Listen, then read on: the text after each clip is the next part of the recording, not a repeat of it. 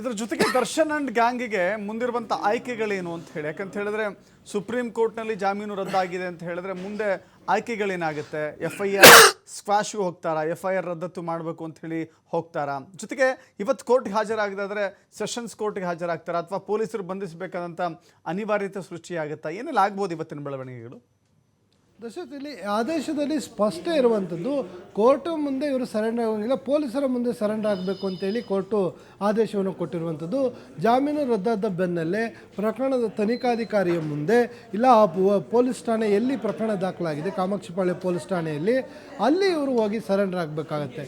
ಒಂದು ವೇಳೆ ಪೊಲೀಸ್ ಠಾಣೆಗೆ ಹೋಗಿ ಇಲ್ಲ ತನಿಖಾಧಿಕಾರಿಯ ಮುಂದೆ ಇವರು ಸರೆಂಡರ್ ಆಗದೇ ಹೋದಲ್ಲಿ ಪೊಲೀಸರು ಇವ್ರನ್ನ ಹುಡುಕಿಕೊಂಡು ಬಂದು ಒಂದು ಬಂಧನ ಮಾಡುವಂಥ ಸಾಧ್ಯತೆಗಳಿರುವಂಥದ್ದು.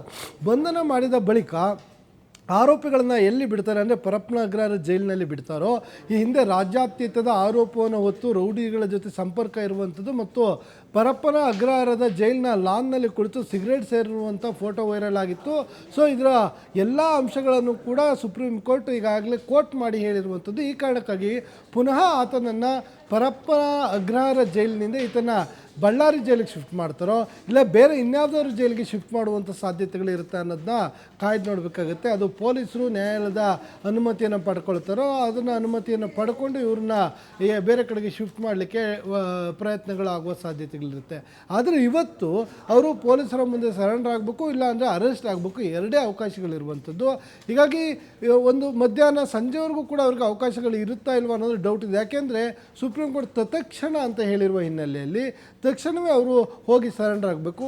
ಇಲ್ಲಾಂದರೆ ಈಗಾಗಲೇ ಸುಪ್ರೀಂ ಕೋರ್ಟ್ನಲ್ಲಿ ಬಂದಿರುವಂಥದ್ದು ಆದೇಶದ ಪ್ರತಿಯನ್ನು ತೆಗೆದುಕೊಂಡು ತನಿಖಾಧಿಕಾರಿಗಳು ಕೆಳ ಹಂತದ ನ್ಯಾಯಾಲಯಕ್ಕೆ ಆ ಮಾಹಿತಿಯನ್ನು ಕೊಡ್ತಾರೆ. ಆ ಮುಖಾಂತರ ಅಲ್ಲಿಂದ ಆರೋಪಿಗಳು ತಪ್ಪಿಸಿಕೊಳ್ಳುವ ಸಾಧ್ಯತೆಗಳಿದೆ, ಎಸ್ಕೇಪ್ ಆಗೋ ಸಾಧ್ಯತೆ ಇದೆ, ತಲೆಮರೆಸಿಕೊಳ್ಳುವಂಥ ಸಾಧ್ಯತೆಗಳಿದೆ ಅಂತ ಹೇಳಿ ವಾರೆಂಟನ್ನು ತೆಗೆದುಕೊಂಡು ಆರೋಪಿಗಳನ್ನು ಬಂಧಿಸುವ ಸಾಧ್ಯತೆಗಳು ಕೂಡ ಇರುವಂಥದ್ದು. ಆಮೇಲೆ ಇಲ್ಲಿ ವಾರೆಂಟ್ ತೆಗೆದುಕೊಳ್ಳುವ ನೆಸೆಸಿಟಿ ಇದೆಯಾ ಇಲ್ವಂತ, ಯಾಕೆಂತೇಳಿ ಸುಪ್ರೀಂ ಕೋರ್ಟ್ ಡೈರೆಕ್ಷನ್ ಕೊಟ್ಟಿದೆ ಅರೆಸ್ಟ್ ಮಾಡಿ ಅವರು ಸರೆಂಡರ್ ಆಗಿದ್ರೆ ಅಂತ. ಹೀಗಾಗಿ ಅದರ ಅವಶ್ಯಕತೆಯೂ ಕೂಡ ಇವ್ರಿಗೆ ಇರೋದಿಲ್ಲ. ನೇರವಾಗಿ ಅವರು ತತ್ಕ್ಷಣವಾಗಿ ಬಂದು ಸರೆಂಡರ್ ಆಗದಿದ್ದರೆ ಅವ್ರನ್ನ ಬಂಧನ ಮಾಡುವಂಥ ಸಾಧ್ಯತೆಯನ್ನು ಪೊಲೀಸರು ಮಾಡುವ ಕೆಲಸವನ್ನು ಕೂಡ ಮಾಡ್ತಾರೆ. ಇನ್ನು ಜೈಲಿಗೆ ಹೋದ ನಂತರ ಇವ್ರಿಗೆ ಇರುವಂಥ ಆಪ್ಷನ್ಗಳು ಏನು ಅನ್ನೋದು ಇಲ್ಲಿ ಪ್ರಮುಖವಾಗುತ್ತೆ. ಈಗ ಮೇಲ್ನೋಟಕ್ಕೆ ನೋಡೋದಾದರೆ 5-6 ತಿಂಗಳ ಕಾಲ ಇವ್ರಿಗೆ ಯಾವುದೇ ರೀತಿಯ ಆಪ್ಷನ್ಗಳು ಇರುವಂಥ ಸಾಧ್ಯತೆಗಳು ಕಡಿಮೆ ಇರುವಂಥದ್ದು. ಆದರೆ ಮತ್ತೆ ಮೆಡಿಕಲ್ ರೀಸನ್ಗಳನ್ನು ಕೊಡುವಂಥದ್ದು, ಇಲ್ಲ ಯಾವುದೋ ಸಿನಿಮಾಕ್ಕೆ ಹಣ ಹೂಡಿಕೆ ಮಾಡಿರುವಂಥದ್ದು, ಇಲ್ಲ ಬೇರೆ ಇನ್ನಾದರೂ ವೈಯಕ್ತಿಕ ಕಾರಣಗಳನ್ನು ಕೊಡುವಂಥದ್ದು, ಈಗ ಬೇರೆ ಬೇರೆ ಕಾರಣಗಳನ್ನು ಕೊಟ್ಟು ಪೆರೋಲ್ಗಳ ಮೇಲೆ ಮುಖಾಂತರ ಬಂದು ಹೋಗ್ಬೋದು. ಒಂದು ಎರಡನೇದು ಈತ ಏನು ಸದ್ಯಕ್ಕೆ ಈ ಅಂಶಗಳನ್ನು ಇಟ್ಕೊಂಡು ಅವರು ವಕೀಲರ ಮುಖಾಂತರ ಮತ್ತೆ ಜಾಮೀನಿಗೆ ಈತ ಮನವಿಯನ್ನು ಮಾಡಲಿಕ್ಕೆ ಅವಕಾಶಗಳಿದೆ. ಆದರೆ ಅದರ ಅವಕಾಶಗಳಲ್ಲಿ ಸಾಕಷ್ಟು ಕಡಿಮೆ ಪ್ರಮಾಣದಲ್ಲಿರುವಂಥದ್ದು ಅವಕಾಶಗಳು. ಸೊ ಅದನ್ನು ಯಾವ ರೀತಿಯಾಗಿ ಅವರ ವಕೀಲರು ಅವ್ರಿಗೆ ಮಾರ್ಗದರ್ಶನವನ್ನು ಮಾಡ್ತಾರೆ ಅನ್ನೋದನ್ನು ನೋಡಬೇಕಾಗುತ್ತೆ. ಮತ್ತೊಂದು ಕಡೆ ಸುಮಾರು 5-6 ತಿಂಗಳ ಕಾಲ ಈತ ಜೈಲಿನಲ್ಲಿರುವ ಹಿನ್ನೆಲೆಯಲ್ಲಿ ಈ 5-6 ತಿಂಗಳಲ್ಲಿ ಸಾಕ್ಷಿ ವಿಚಾರಣೆಗಳು ಕೂಡ ಶೀಘ್ರವಾಗಿ ಮಾಡಬೇಕು ಅಂತೇಳಿ ಸುಪ್ರೀಂ ಕೋರ್ಟ್ ಸೂಚನೆ ಕೊಟ್ಟಿರುವ ಹಿನ್ನೆಲೆಯಲ್ಲಿ ಕಳೆದ ವಾರ ಪ್ರಕರಣದ ಚಾರ್ಜ್ ಫ್ರೇಮ್ ಕೂಡ ಆಗಿರುವಂಥದ್ದು. ಹೀಗಾಗಿ ಪ್ರಕರಣದ ಟ್ರಯಲ್ ಆರಂಭವಾದರೆ ದರ್ಶನ್ಗೆ ಬಹುತೇಕವಾಗಿ ಜೈಲೇ ಗತಿಯಾಗುತ್ತೆ. ಯಾಕೆಂದರೆ ಪ್ರಕರಣದ ಟ್ರಯಲ್ ನಡೀತಾ ಇರುವಂಥ ಸಂದರ್ಭದಲ್ಲಿ ಆಚೆ ಬಂದರೆ ಆರೋಪಿ ಸ್ಥಾನದಲ್ಲಿರುವ ಆತ ಸಾಕ್ಷಿಗಳ ಮೇಲೆ ಪ್ರಭಾವವನ್ನು ಬೀರ್ಬೋದು, ಸಾಕ್ಷಿಯನ್ನು ನಾಶಪಡಿಸಲಿಕ್ಕೆ ಪ್ರಯತ್ನವನ್ನು ಮಾಡ್ಬೋದು, ಸಾಕ್ಷಿಗಳನ್ನು ಭಯ ಬೀಳಿಸ್ಬೋದು, ಅವ್ರನ್ನ ಕೊಂಡುಕೊಳ್ಬೋದು. ಈಗ ಹಲವು ಕಾರಣಗಳು ಕೂಡ ಅಲ್ಲಿರ್ತವೆ, ಅವಕಾಶಗಳು ಇರ್ತದೆ. ಸೊ ಈ ಕಾರಣಕ್ಕಾಗಿ ಆತನಿಗೆ ಜಾಮೀನನ್ನು ಕೊಡಬಾರ್ದು. ಟ್ರಯಲ್ ಆದ ನಂತರದಿಂದ 6 ತಿಂಗಳ ಒಳಗೆ ಏನು ಟ್ರಯಲನ್ನು ಮಾಡ್ತೀವಿ ಅಂತ ಈಗಾಗಲೇ ಸುಪ್ರೀಂ ಕೋರ್ಟ್ಗೂ ಕೂಡ ಮಾಹಿತಿಯನ್ನು ಸರ್ಕಾರಿ ಪರ ವಕೀಲರು ಕೊಡ್ತಾ ಇರೋ ಹಿನ್ನೆಲೆಯಲ್ಲಿ ಸೊ ಇದರೊಳಗೆ ಟ್ರಯಲ್ ಇಲ್ಲಿ ಶುರು ಆದರೆ ಅದರೊಳಗೆ ಈತ ದೋಷಿನ ಇಲ್ಲ ನಿರ್ದೋಷಿನ ಅಂತೇಳಿ ಕೋರ್ಟು ಒಂದು ಆದೇಶವನ್ನು ಕೊಡುತ್ತೆ. ಒಂದು ವೇಳೆ ದೋಷಿ ಅಂತ ಹೇಳಿದ್ರೆ ಬಹುತೇಕವಾಗಿ ದರ್ಶನ್ನ ಕೆರಿಯರ್ ಕಂಪ್ಲೀಟ್ ಕ್ಲೋಸ್ ಆದ ರೀತಿಯಲ್ಲಾಗುತ್ತೆ. ನಿರ್ದೋಷಿ ಅಂತ ಹೇಳಿದ್ರೆ ದರ್ಶನ್ಗೆ ದೊಡ್ಡ ಮಟ್ಟದ ಬಿಗ್ ರಿಲೀಫ್ ಸಿಗುತ್ತೆ. ಪುನಃ ಹೊರಬಂದಂಥ ದರ್ಶನ್ ತಮ್ಮ ದೈನಂದಿನ ಚಟುವಟಿಕೆಗಳು, ಸಿನಿಮಾಗಳಿರ್ಬೋದು, ಬೇರೆ ಬೇರೆ ಕ್ಷೇತ್ರಗಳಲ್ಲಿ ತೊಡಗಿಸಿಕೊಳ್ಳಿಕ್ಕೆ ಅವಕಾಶ ಇರುವಂಥದ್ದು ದಶರಥ್. ಇದರ ಜೊತೆಗೆ ಇವತ್ತು ಕೋರ್ಟ್ ಭಾಳ ಸ್ಪಷ್ಟವಾಗಿ ಹೇಳಿದೆ, ಎಲ್ಲಿ ಸಿಗರೇಟ್ ಸೇದಿದ್ದನ್ನು ಉಲ್ಲೇಖ ಮಾಡಲಾಗಿದೆಯೋ ಸಿಗರೇಟ್ ಸೇದಿದ್ದಾರೆ ಅಂತ ಹೇಳಿದ್ರೆ ಜೈಲಧಿಕಾರಿಗಳು ತಪ್ಪಿಲ್ವಾ, ಗೃಹ ಇಲಾಖೆ ಏನು ಮಾಡ್ತಾ ಇತ್ತು ಅಂತ ಹೇಳಿ ಅದರ ಮೇಲೂ ಕೂಡ ಕ್ರಮ ಆಗಬೇಕು ಅನ್ನುವ ಅಂಶಗಳನ್ನು ಇಲ್ಲಿ ಉಲ್ಲೇಖ ಮಾಡಿದೆಯಲ್ಲ ಅಂತ ಹೇಳಿ ದಶರಥ್ ಏನು ಕೋರ್ಟು ಆದೇಶವನ್ನು ಹೊರಹಾಗಬೇಕಾದ್ರೆ ಅಲ್ಲೊಂದು ಕೋರ್ಟ್ ಮಾಡಿರುವಂಥದ್ದು ಜೈಲಿನ ಸೂಪರಿಂಟೆಂಡೆಂಟ್ ಇನ್ನೂ ಕೂಡ ಸಸ್ಪೆಂಡ್ ಆಗಿಲ್ವಾ ಅಂತ, ಅವನ್ನ ಸಸ್ಪೆಂಡ್ ಮಾಡಬೇಕಿತ್ತು ಅಲ್ವಾ ಅಂಥೇಳಿ ಒಂದು ಆದೇಶದ ನಡುವೆ ಉಲ್ಲೇಖವನ್ನು ಮಾಡಿರುವಂಥದ್ದು. ಯಾಕಂತ ಹೇಳಿದರೆ ಒಬ್ಬ ಯಾವುದೇ ವ್ಯಕ್ತಿ ದರ್ಶನ್ ಅಂತಲ್ಲ, ಯಾವುದೇ ಒಬ್ಬ ವ್ಯಕ್ತಿ ಕ್ರಿಮಿನಲ್ ಪ್ರಕರಣಗಳಲ್ಲಿ ಈತ ಒಳಗೋದಂಥ ಸಂದರ್ಭದಲ್ಲಿ ಯಾವುದೋ ಪ್ರಕರಣದಲ್ಲಿ ಭಾಗಿಯಾದಾಗ ಗೊತ್ತಿದ್ದೋ ಗೊತ್ತಿಲ್ಲದೇನೋ ಭಾಗಿಯಾಗಿರ್ತಾನೆ, ಅಂತಹ ವ್ಯಕ್ತಿಯನ್ನು ಬಂಧಿಸಿ ಜೈಲಿಗೆ ಬಿಡುವಂಥದ್ದೇ ಆತನಿಗೆ ಶಿಕ್ಷೆ ಕೊಡುವಂಥದ್ದೇ.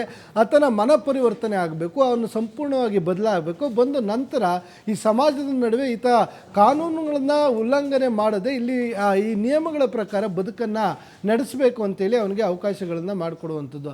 ಆದರೆ ಅಂತಹ ಜೈಲಿಗೆ ಪರಿವರ್ತನಾ ಕೇಂದ್ರ ಅಂತ ಏನು ಹೇಳ್ತೀವಿ ನಾವು ಜೈಲನ್ನು, ಅಂತಹ ಜೈಲಿಗೆ ಹೋಗಿ ಅಲ್ಲಿರುವಂಥ ಬೇರೆ ನಟೋರಿಯಸ್ ರೌಡಿಗಳೇನಿರ್ತಾರೆ ಅಂಥವ್ರ ಜೊತೆ ಈತ ಸಂಪರ್ಕವನ್ನು ಮಾಡ್ತಾನೆ. ಜೈಲಿನ ಲಾನ್ನಲ್ಲಿ ಕೂತ್ಕೊಂಡು ಚೇರು ಟೇಬಲ್ ಇರುತ್ತೆ, ಕಾಫಿ ಟೀ ಇರುತ್ತೆ, ಒಂದು ಕೈಲಿ ಕಾಫಿ ಗ್ಲಾಸು, ಇನ್ನೊಂದು ಕೈಲಿ ಸಿಗರೇಟ್ ಇರುತ್ತೆ.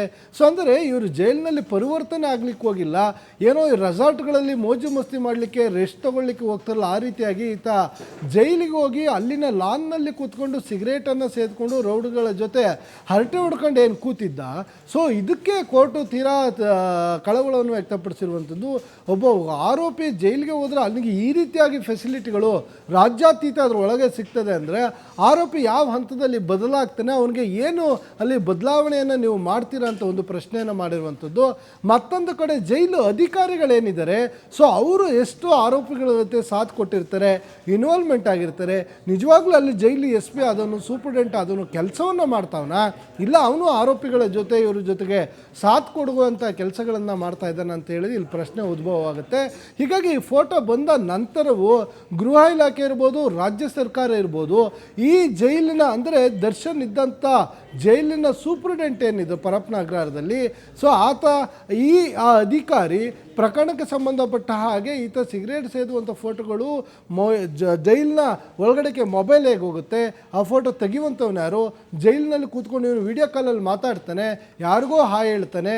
ಸೊ ಬೇರೆ ಬೇರೆ ರೀತಿಯ ಚಟುವಟಿಕೆಗಳು ಅವರು ಹೆಂಗೆ ಹೊರ ಜಗತ್ತಿನಲ್ಲಿ ಇವರು ಕೂತ್ಕೊಂಡು ಕಾಮನ್ ಲೈಫ್ ಸ್ಟೈಲನ್ನು ಲೀಡ್ ಮಾಡ್ತಾರೆ, ಆ ರೀತಿಯಾಗಿ ಜೈಲಿನಲ್ಲಿ ಇವ್ರಿಗೆ ಎಲ್ಲ ಸೌಲಭ್ಯಗಳು ಸಿಗುತ್ತೆ ಅಂದರೆ ಜೈಲು ಅಧಿಕಾರಿ ಏನು ಮಾಡ್ತಾ ಇದ್ದಾನೆ, ಸೊ ಆತ ಇವ್ರ ಜೊತೆ ಇನ್ವಾಲ್ವ್ಮೆಂಟ್ ಆಗಿದ್ದಾನೆ ಅನ್ನೋದು ಇಲ್ಲಿ ಪ್ರಮುಖವಾಗಿ ಆರೋಪಗಳಾಗುತ್ತೆ. ಈ ಕಾರಣಕ್ಕಾಗಿ ಸೊ ಇಷ್ಟೆಲ್ಲ ಆದರೂ ಜೈಲು ಅಧಿಕಾರಿಯನ್ನು ಇನ್ನೂ ಕೂಡ ಸಸ್ಪೆಂಡ್ ಮಾಡದೆ ಪೊಲೀಸರು ಇಲ್ಲ ಗೃಹ ಇಲಾಖೆ ಇಟ್ಕೊಂಡಿದ್ಯಾ ಅಂತ ಹೇಳಿ ಪ್ರಶ್ನೆಯನ್ನು ಮಾಡಿರುವಂಥದ್ದು. ಹೀಗಾಗಿ ಮುಂದಿನ ದಿನದಲ್ಲಿ ಸುಪ್ರೀಂ ಕೋರ್ಟ್ನ ಈ ಕೋರ್ಟನ್ನು ನೋಡಿದ್ರೆ ಎಲ್ಲ ಒಂದು ಕಡೆ ಅಂದಿನ ಜೈಲು ಅಧಿಕಾರಿ ಯಾರು ಇರ್ತಾರೆ ಅವ್ರಿಗೂ ಅಮಾನತಾಗುವ ಎಲ್ಲ ಸಾಧ್ಯತೆಗಳು ಕೂಡ ಇರುವಂಥದ್ದು.